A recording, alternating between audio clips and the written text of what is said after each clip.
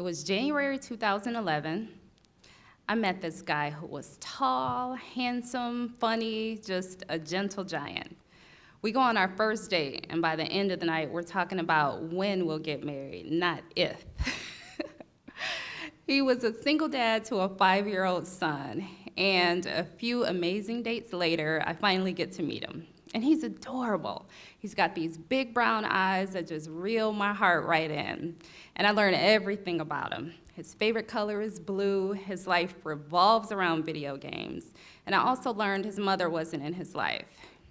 So the more I spend time with him, the more I just want to leave my bachelorette lifestyle in the rearview mirror and just immerse myself in his 5-year-old world.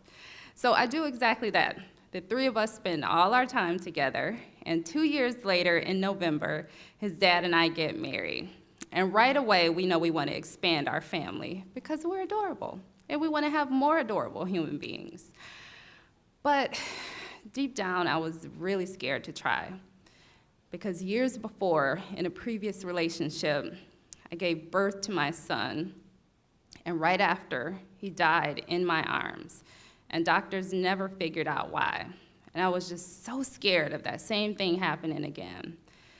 On the other hand, I thought about my husband and our son and this beautiful life we were building, and it was worth it to face that fear. So the least I could do was try. So we did, we tried for years. I did fertility treatments, I changed my diet, I did acupuncture, even though I hate needles because they're of the devil. I tried everything I could, but nothing worked. So eventually we kind of just gave up on the idea. Years go by, then September 2018, I am shocked to be standing in my bathroom holding this positive pregnancy test, and I just cannot believe it, and I'm so happy and overwhelmed.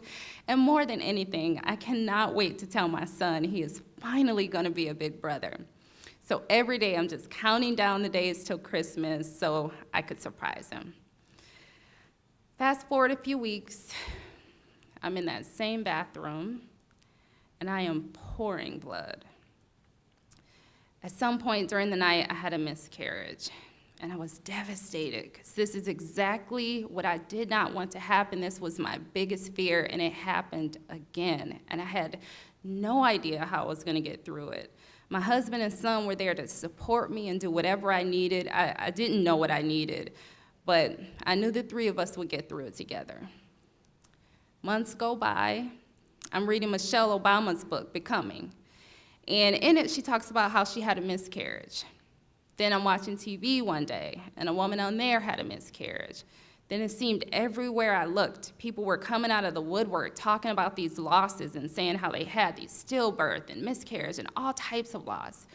So I started to research and learn more about it, and I learned that as many as half of all pregnancies end in loss.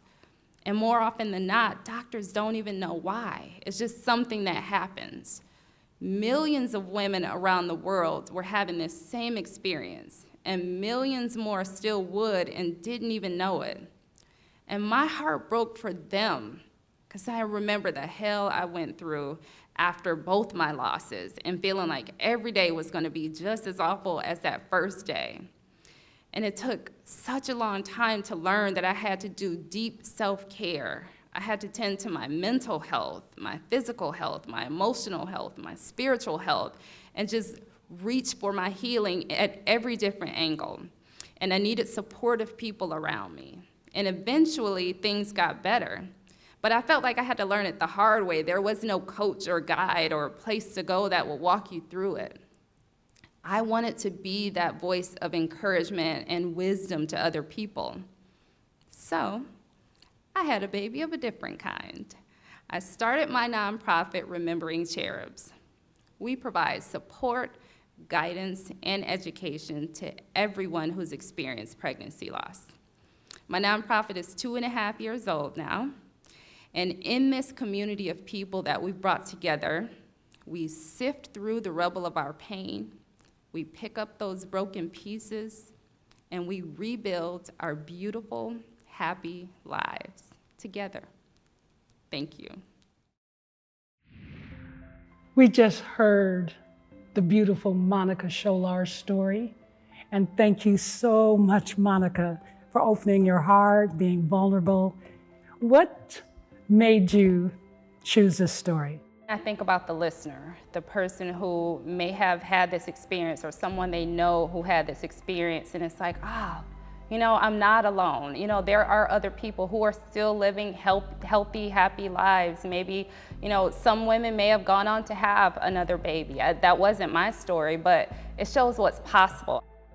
And what is it like to craft a story that you want to share with the listeners out of such a deep place of pain? It takes honesty, and some parts are ugly, and you really have to go there and just face those moments, and being willing to dig deep and face things maybe in real life that you haven't really faced. That's when you really touch on something that's going to touch somebody's heart, and that's the whole point in being a storyteller. What was it like beginning your nonprofit? Because how was it born? So I wanted to create something to inspire people and encourage them that you got to do the work to heal. So from that, I wanted to create this space where people could come together to heal, to be heard, to be understood, and be educated. Thank you so much, Monica Sholar. Thank you.